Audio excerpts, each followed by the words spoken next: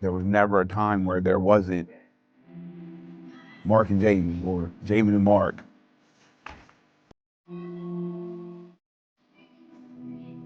That was a whole new definition, whole new like loss, like a whole new. It is just next level, you know.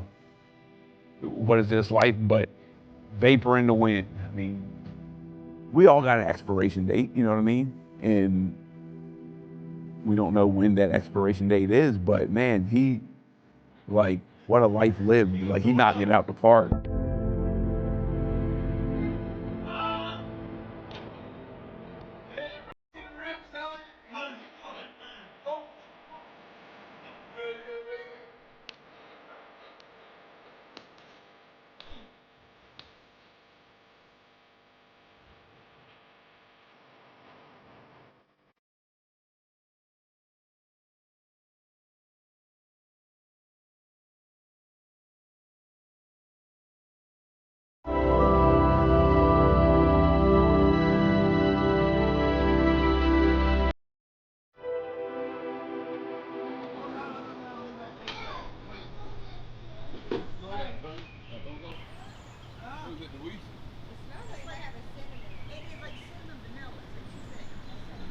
Well, yeah, there used to be, they had one here for a while, that's why the walls didn't. But then The ring was in the back. trampoline. Yep. Well, but they would drag this trampoline to the side and jump over the railing into the pool. Yeah. They did that for years. Then a trampoline went behind, and that's where we built a ring on top of that Yep. trampoline. And the back is where the ring was. Yep. The ring. Yeah. They would drag this. They would, and you can see this wall. First time I remember wrestling, like I said, it's like before I can even remember things and details and whatnot, because me and my brother, we always wrestled. We always just would be fighting, wrestling, even when we were, 1, 2, 3 years old, when we were first able to move, first able to walk and whatnot. That was just kind of that was the next step. It was like you learn to crawl, then you learn how to walk, then you learn to start wrestling with your brother. Introduce him first, Bad Bush.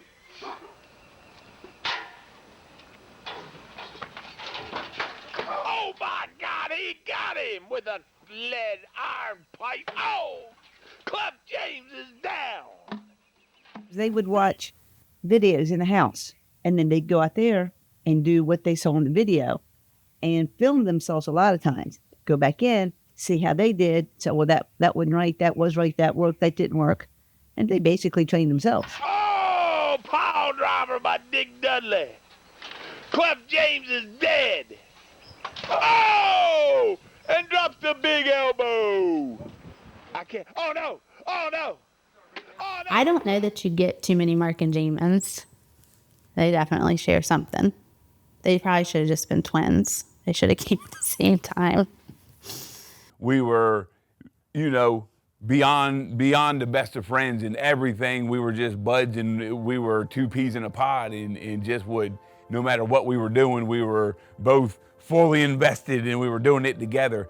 Watching pro wrestling now and how good they are and what they taught themselves, basically, right? Right. Really? I used to say if they put that much commitment like into their schoolwork, they could have been brain surgeons. They didn't. Yeah, they could have. Yeah. Are you guys nuts? No. Yeah. I've always wanted to wrestle, and now that we're doing it, it's just fun. It's a rush to get out there in front of all those people. So it's all worth it though. I'll walk like a duck.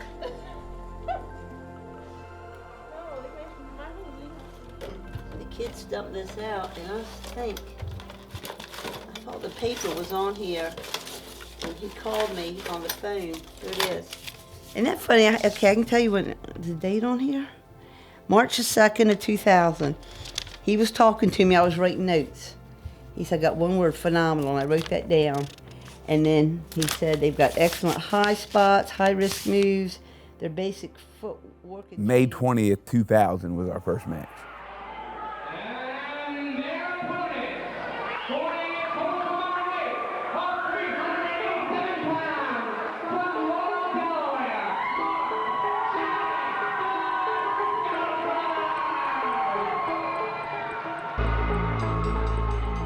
I think we complemented each other perfect. He was the calculated, cold calculated killer, and I was just like the unhinged, unpredictable, you never know what's gonna happen, loose cannon. The Vegematic, devastating!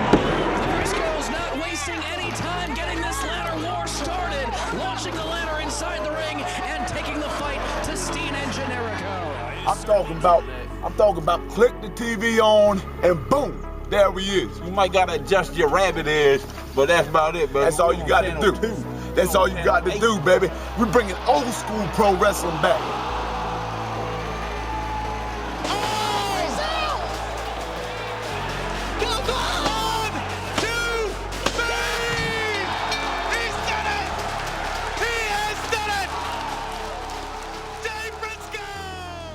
Jamin worked his tail off, didn't he? Yeah. He was And enjoyed it. And loved every minute of it. But Doing that. But yet they were 2-1. Well, I used to say they shared a brain. They absolutely they were.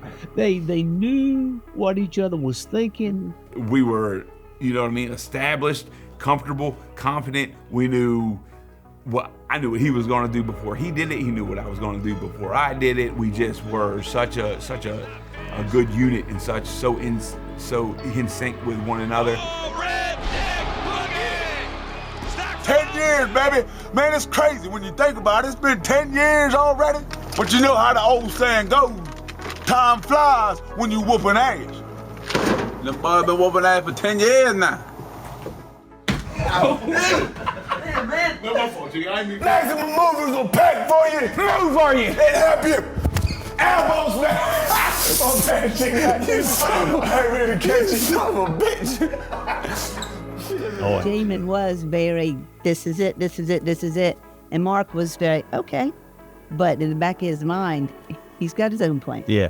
And Jamin would always respect what Mark had to say. Jamin said Mark was the greatest wrestler in the world. He said people don't understand what he can do. And Mark would say Jamin was the greatest wrestler.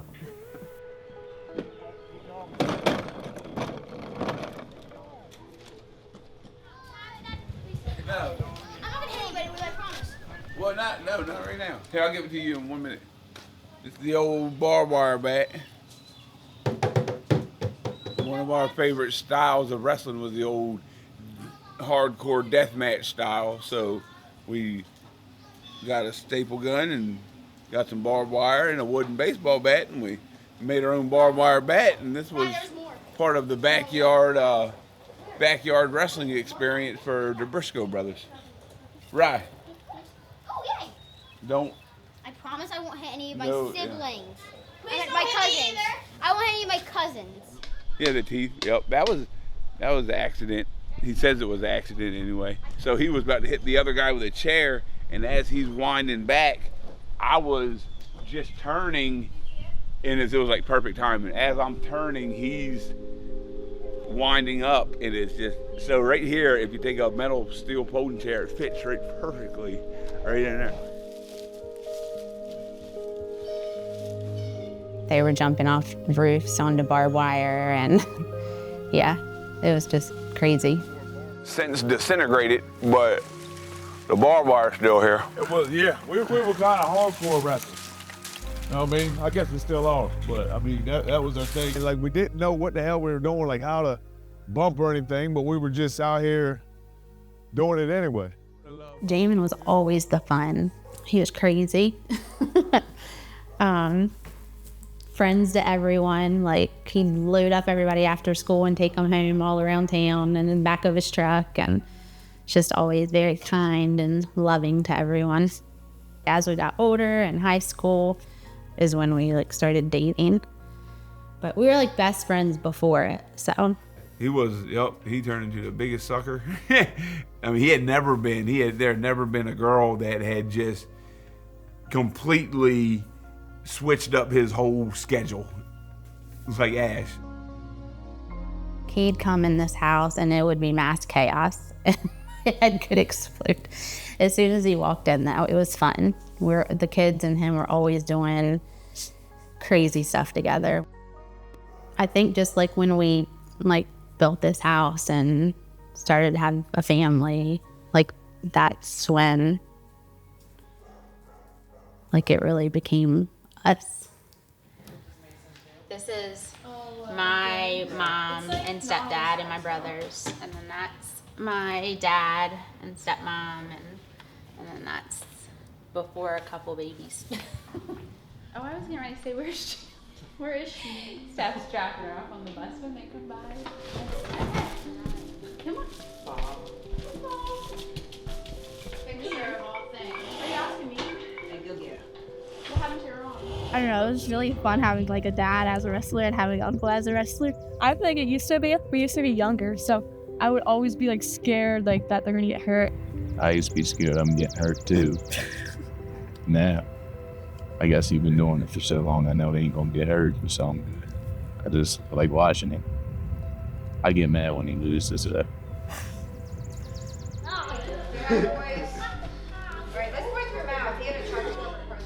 Jamin and Ashley and their family, and then me and Britt get together a few years later and we start our family. It's cold. Hey, honey, how are you? I mean, it was definitely a bit of a culture shock when the kids started coming along, because you think, oh man, having a kid is gonna be awesome. And it is. And now we got 8 kids, and that's awesome. And Jamin's 3 kids.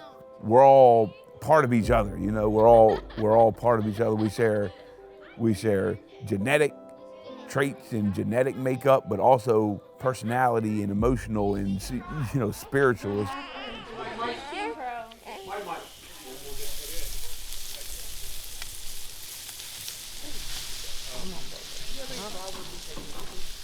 Back flip, back flip. One on the diving board right there. Her name is Michael. Just like her grandfather. Still, I mean, it was still me and him. We were still just as much of a unit. Me and Jamin were as much of a unit as me and Britt, or as Jamin and Ash. So, I mean, honestly, it changed, but it didn't change. It's like, oh, wow, one of my kids acts more like Jamin than they act like me. Like Marshall acts more like Jamin than he acts like me. You want a hot dog? Oh, you want to be wrapped up like a hot dog? How old you gonna be? Here. Then as he had more kids, I had more kids, and they started getting older and more active. It was really cool seeing them playing in the ring over at Mom and Dad's house, and they kind of just take to it naturally. Oh! Oh! Oh! And they watch us, and they get so excited and so wound up. And at the same time, they're punching each other and fighting, and they're starting to do moves on each other. It's really cool. It's like, wow, look at what we created, and they act a whole hell of a lot just like us. That's real cool. Or no, actually, Mark, let's do a tag team. You kick me, you do the back bump, okay? What? Boom, tag. Yup, come in, just come running and just do the back. Right? All right. Daddy, off. Big kick. Ready?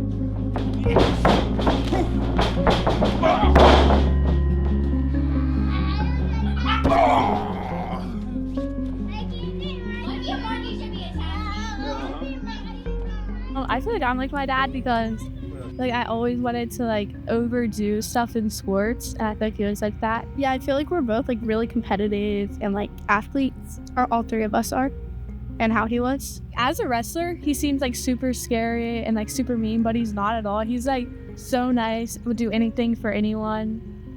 Also fun. Like, yeah, he's really funny, and yeah, they'll just like do everything. Yeah, like 5, 6, 7, 8. 1, 2,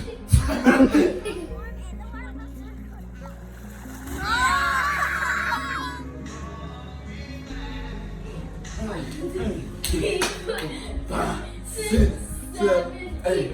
1, 2, 3, 4, 5, 6, 7. Shimmer!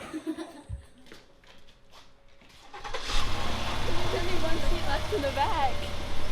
For you. So it was a very peaceful day. It was crazy. Like everything was just like so peaceful. He came to see me at work like 3 times that day.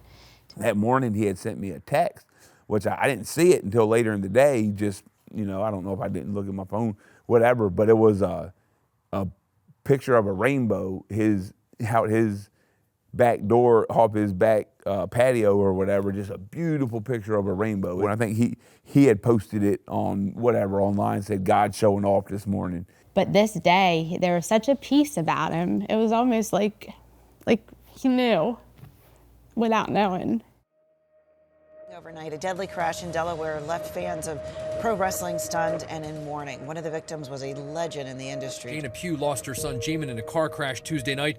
She knows her son as Jamin, but wrestling fans around the world knew him as Jay Briscoe, one half of Ring of Honor Wrestling's tag team Briscoe brothers. Jamin was taking his daughters to cheerleading practice when Delaware State Police say a 27-year-old woman inexplicably crossed her truck into Jamin's path on a very rural stretch of road.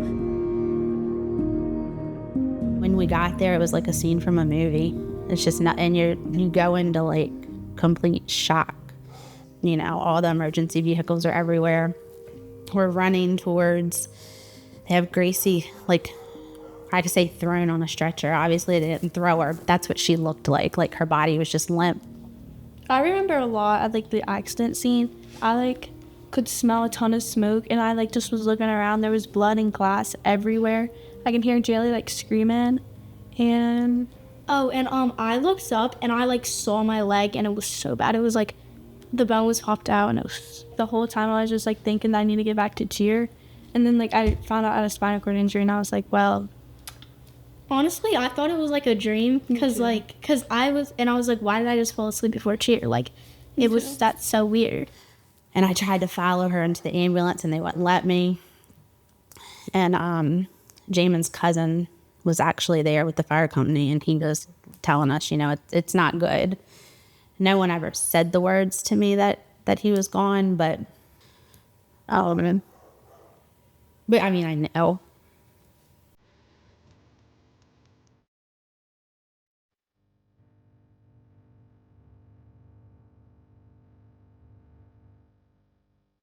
I was in total denial that he might die. That wasn't even in my brain. It was like, okay, it's not good. So what? He broke his legs. He's paralyzed. Like what? It was. I was just not. It wasn't a Jamin might be dying like type thing. I said, are the girls okay? And then that's when she was like, they're hurt, but I think they're gonna live. And then I was like, what?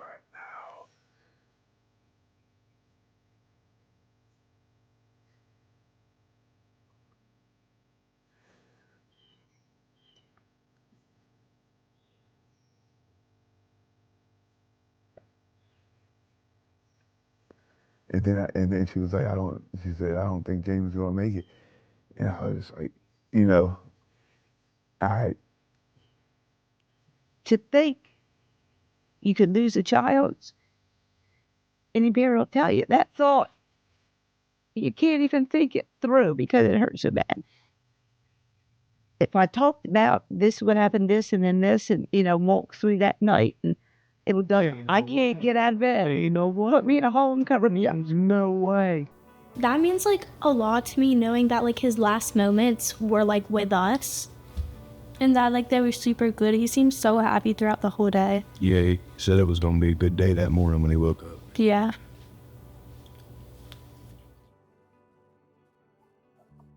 Yeah, good looking crowd here. Yeah, hell of a house. Yeah, but yeah, I mean, first and foremost, when it happened and it was a blur, I was at home. Mom and Dad was calling me, and Dad said, "He ain't looking good, man. He ain't looking good." And I damn near shut down, And the thing that's been bringing me to comfort is that, for one, I don't think, I think Jamin went to heaven. No, I know. If I thought that Jamin was gone, if I thought that I was not going to see him again, then I wouldn't be able to freaking do anything. I wouldn't be able to get up out of bed in the morning. But I know, man, It's that peace that surpasses understanding. I know that he's there. Then God asked me, he said, do you believe what you say you believe? He got me with that one. I was like, boop. Do you believe what you say you believe? Yes, Lord. He said, well, then you already know. Your brother right here with me, and he's good. Carry on. God is on the throne.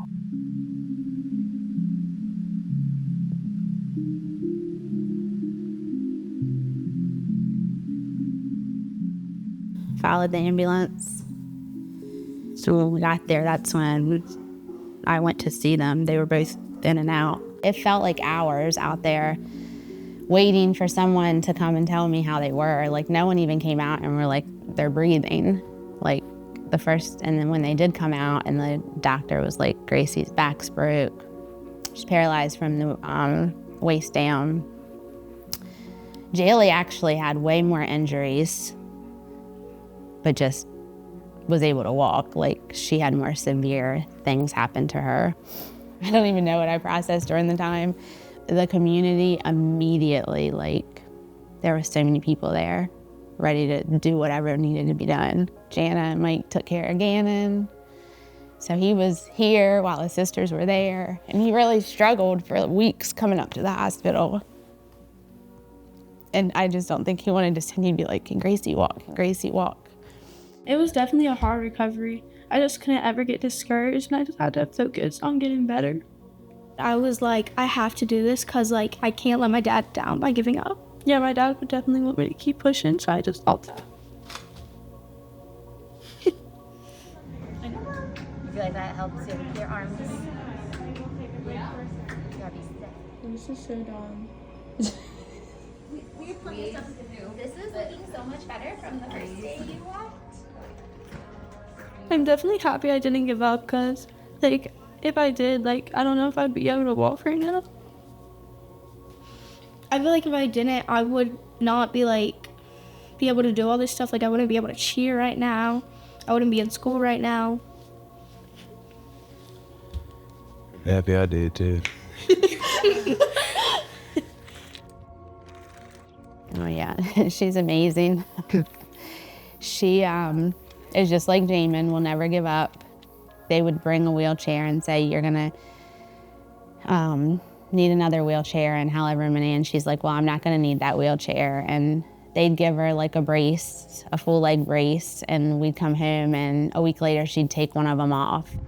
Now this good stuff right Oh, here. I love her funny. Stay close. Looking back last night, July 5th was when she took her first like unassisted steps by herself. Like, even like when everything was so hard, I was just picturing like my dad telling me to keep going, and it helps a lot.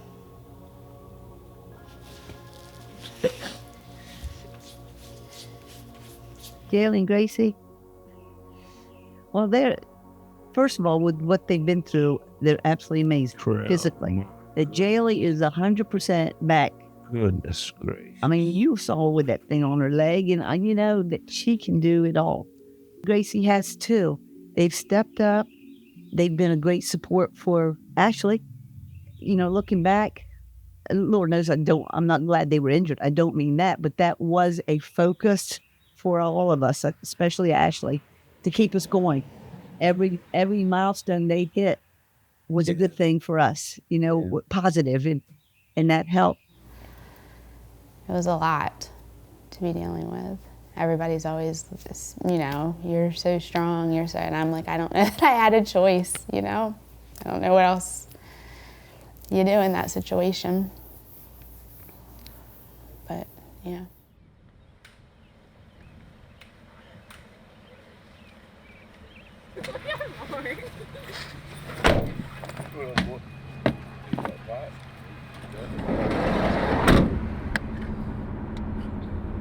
At first, when it was fresh and new, I feel like I had more of a mindset and an attitude of, man, I got to do everything that I can do for anybody and everybody that's affected by this to make it better, to make it not so bad, to make it not hurt so bad.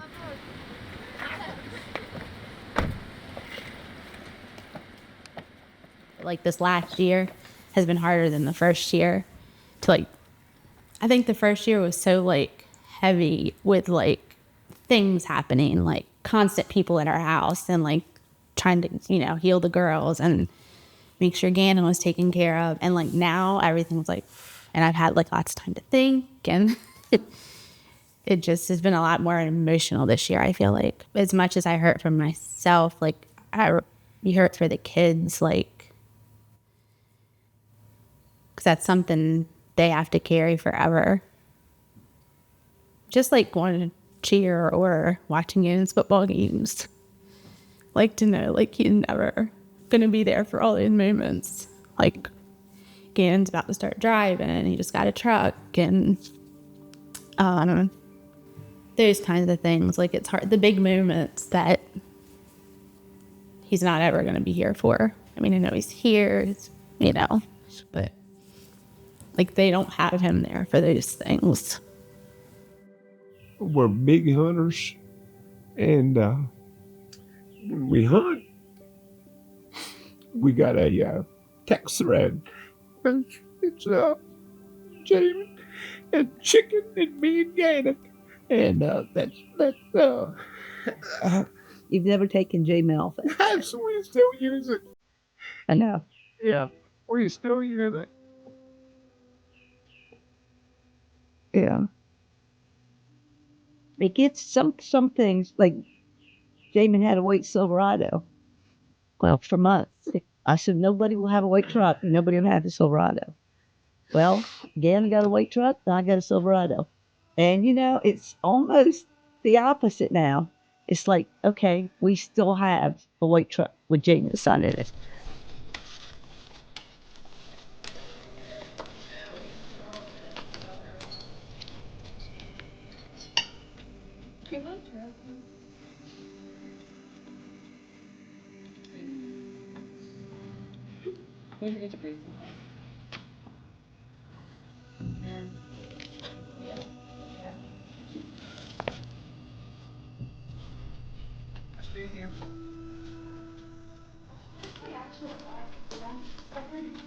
This makes me feel better. I have a husky shepherd and he is nuts.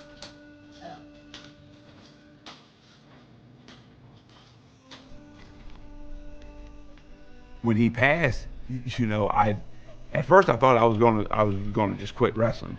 It didn't take long, you know, maybe a matter of a few hours when I was like, I can't quit wrestling. Like Jamin, he would be pissed if I quit wrestling. Like he wants me to carry on and to keep on doing my thing and to even do more and do better.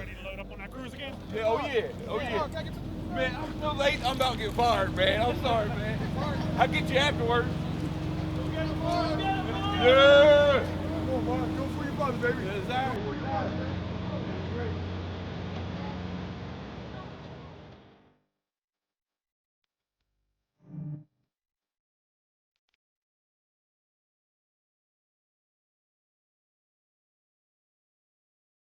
I don't think that the Briscoe brothers lacked in any area of pro wrestling. It's almost like my goal is to bring more, for people to say, oh wow, Mark Briscoe is really good. And then for them to say, oh, I didn't know anything about Mark and Jay Briscoe, the Briscoe brothers, because we were never on that national platform. So I wanted to bring eyes to the tag team, because no matter how good I could ever be, I can't scratch the surface of what me and him did as a unit.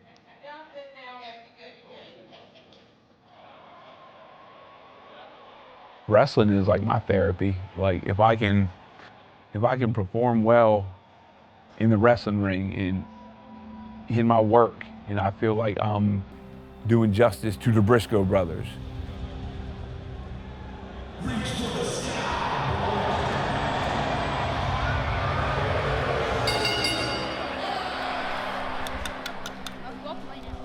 Dang it. You gotta go down to the ring. Ready or not, here I come! This way's long, I think. Yeah, this way's long. Okay. That was the first thing I thought of. Look at that. I remember when he was trying to kick Paul. They're all over the arena. Mark, I got Mark. Oh, look, Mark. Who's that? A big dog.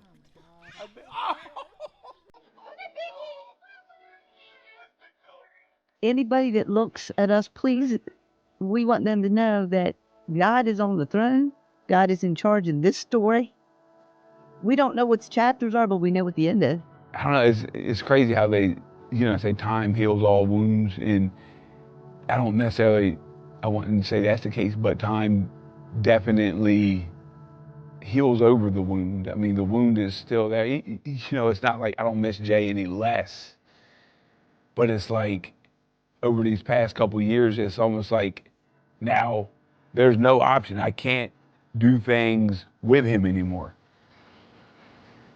We're all growing and healing the best we can. Like, I think you just learn to get through it better than before. You hope that everyone gets to experience that kind of love in their lifetime. Like, everyone's goal should always be to make people feel the way you made people feel.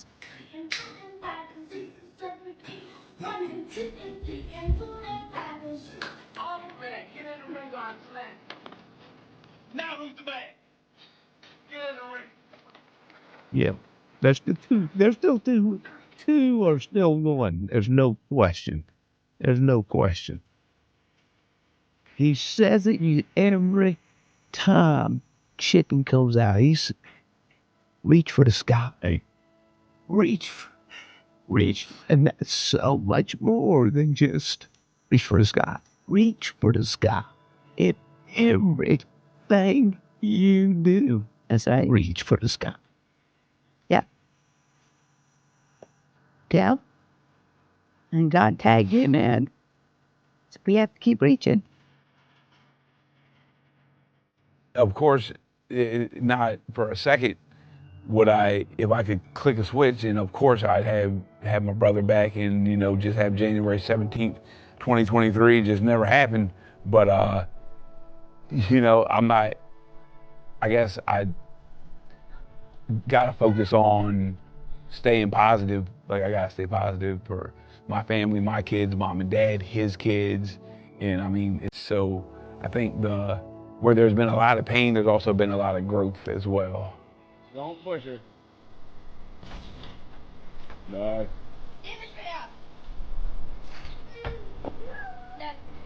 Wait up.